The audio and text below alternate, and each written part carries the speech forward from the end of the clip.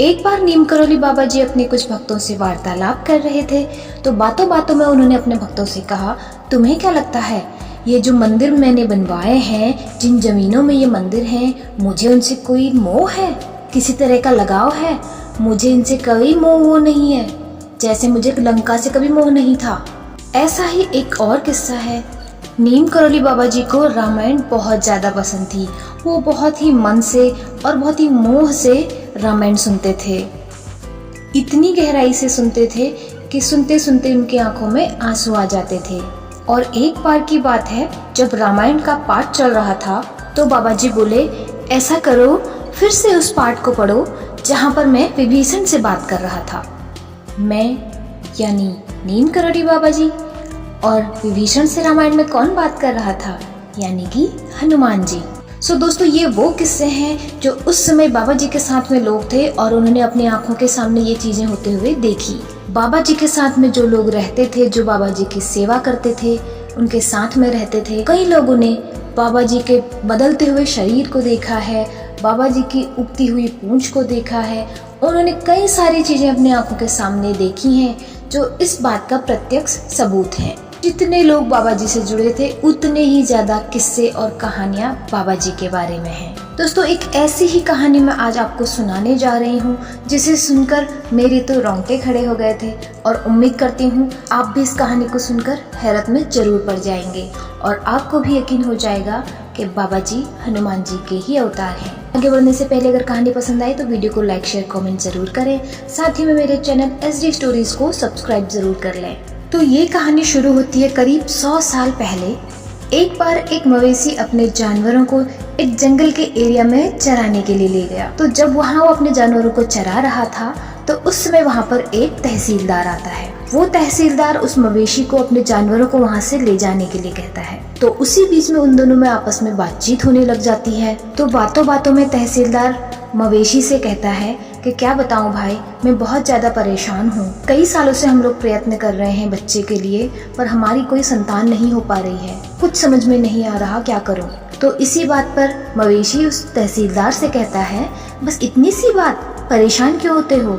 राजस्थान के दौसा में चले जाओ, वहाँ पे हनुमान जी का मंदिर है और वहाँ पे सारी मनोकामनाएं पूरी होती हैं और वे तुम्हारी इस प्रार्थना को जरूर स्वीकार करेंगे। और ये बात है अंग्रेजों के जमाने की। तो कुछ समय के पश्चात पता नहीं क्यों तहसीलदार के मन में उस मवेशी की इस बात के लिए विश्वास जागा और वो कुछ समय के बाद दौसा के उस हनुमान मंदिर में पहुंच गया। और वो तहसीलदार मंदिर में जाकर हनुमान जी की मूर्ति के सामने बैठ गया और मन ही मन हनुमान जी से कहता है कि हे हनुमान जी, मुझे एक संतान दे दीजिए, और अगर लड़का हुआ तो मैं उस संतान को आपके भक्ति में लगा दूंगा और वह आजीवन आपकी सेवा करेगा।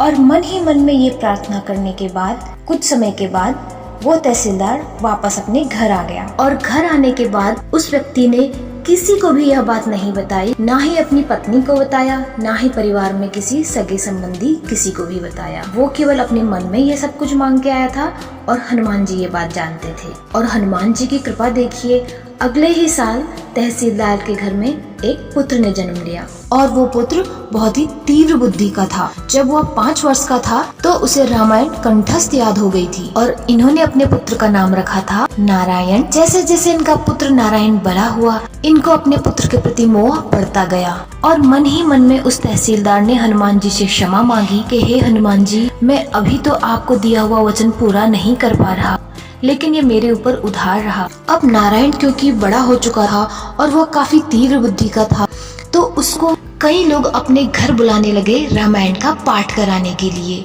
और वह बड़े बड़े उद्योगपतियों के घर में जाता और रामायण का पाठ करता। और अब तो नारायण की शादी भी हो चुकी थी, बच्चे भी हो चुके थे और नारायण एक पंडित परिवार से था, तो वह काफी बड़ा पंडित बन चुका था। अब दिल्ली में एक बिरला मंदिर है जो कि लक्ष्मी नारायण जी का मंदिर है। वहाँ पर रामायण का पाठ होना था। जुगल किशोर बिरला जी, जो कि बिरला मंदिर के संस्थापक थे और उस समय बहुत बड़े उद्योगपति थे, उन्होंने ये घोषणा की थी कि बिरला मंदिर में रामायण का पाठ होना है, तो जो भी इच्छुक व्यक्ति हो वो अपना नामांकन कर सकते हैं। मैं स्वयं सब लोगों से रामायण सुनूंगा और फिर तय करूंगा कि हनुमान जी को कौन रामायण सुनाएगा। और नारायण तो अब नारायण स्वामी बन चुके थे, यानी कि बहुत बड़े पुजारी बन चुके थे। उनको यह बात पता चली तो वह भी बिरला मंदिर की ओर चले आए। तो नारायण स्वामी ने देखा कि वहाँ पर बड़े बड़े लोग बहुत ही भाव और करुणा के साथ पुस्तक में देखकर रामायण का पाठ कर रहे थे। पर जब नारायण स्वामी जी का नंबर आया तो उन्होंने बिना किसी पुस्तक, बिना किसी ग्रंथ के रामायण का पाठ करना शुरू कर दिया। और जुगल किशोर बिरला जी नारायण स्वामी को देखकर बहुत ज्यादा प्रभावित हो गए।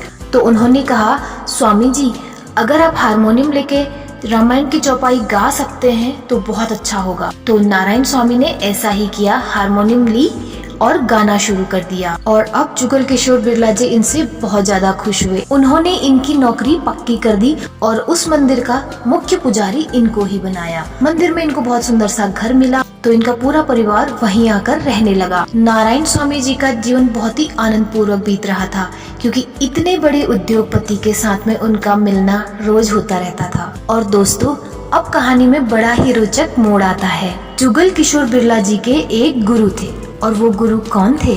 वो गुरु और कोई नहीं बल्कि नीम करौली बाबा जी थे। और उस समय नीम करौली बाबा जी वृंदावन में रहते थे। तो उन्होंने नीम करौली बाबा जी को निमंत्रण भेजा और उन्होंने बाबा जी से कहा कि बाबा जी आप मेरे लक्ष्मी नारायण मंदिर में आइए, आपके लिए मैंने रामायण रखवाई है। हमारे जो पुजारी जी हैं बहुत ही सुंदर रामायण गाते हैं। और नीम करौली बाबा जी पहुँच गए लक्ष्मी नारायण मंदिर में। और जब बाबा जी वहाँ आए तो उन्होंने जुगल किशोर बिरला जी से कहा कि मुझे नारायण स्वामी से मिलना है। और नारायण स्वामी को भेज दिया गया नीम करौली बाबा जी के कमरे में, जहाँ पे वो ठहरे हुए थे। वहाँ पे उस समय में केवल 2 लोग थे, नीम करौली बाबा जी और नारायण स्वामी। और बाबा जी ने नारायण स्वामी से कहा कि तेरे पिता ने धोखा दिया है, उसने अपना वचन नहीं रखा।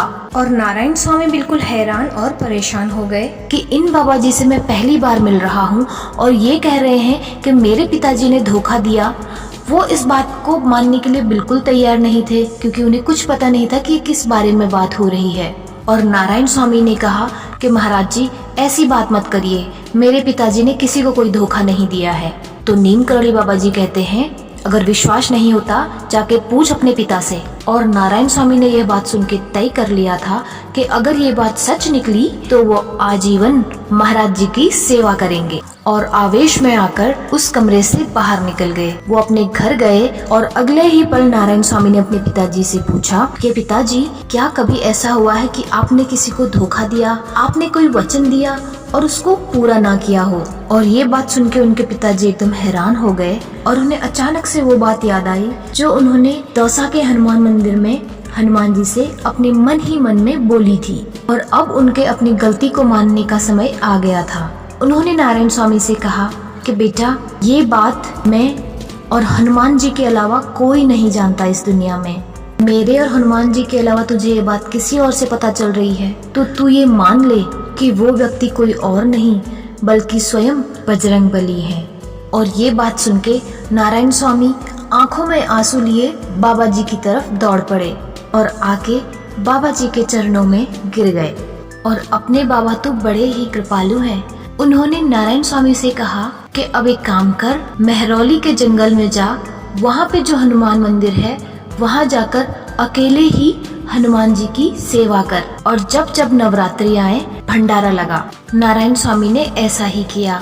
वहाँ उस छोटे से हनुमान मंदिर में जाके उसने पूजा साधना करनी शुरू करी, मंदिर की खूब सेवा की। और साल में जब नवरात्रि आते थे तो नवरात्रि में वो वहाँ पे भंडारा किया करते थे। और तब से लेकर आज तक महरौली के उस मंदिर में हर नवरात्रि में भंडारे लगते आए हैं। ये बात कोई नहीं जानता कि उस टाइम पे अकेले नारायण स्वामी ने कैसे भंडारे का इतना सारा अनाज और राशन इकट्ठा किया होगा और कैसे भंडारा वहाँ पे होता होगा। और उसी रहस्यमय तरीके से आज भी महरौली में हर नवरात्रि में भंडारा किया जाता है। और ये कोई नहीं जानता कि वहाँ पे भंडारे का सामान कहाँ और कैसे आता है, क्योंकि महरौली के मंदिर की दान पेटी में आज तक किसी ने भी नहीं देखा कि उस दान पेटी में किसी ने 1 रुपया डाला हो। लेकिन हर साल नवरात्रि में भंडारे की व्यवस्था वहाँ पे अपने आप हो जाती है। और ये सब कैसे होता है, ये बात या तो नारायण स्वामी जाने या फिर बजरंगबली या फिर अपने नीम करौली बाबा जी। जय नीम करौली बाबा जी की। दोस्तों कहानी पसंद आए तो लाइक शेयर कमेंट जरूर करें। साथ ही में चैनल HD स्टोरीज को सब्सक्राइब जरूर कर लें। धन्यवाद।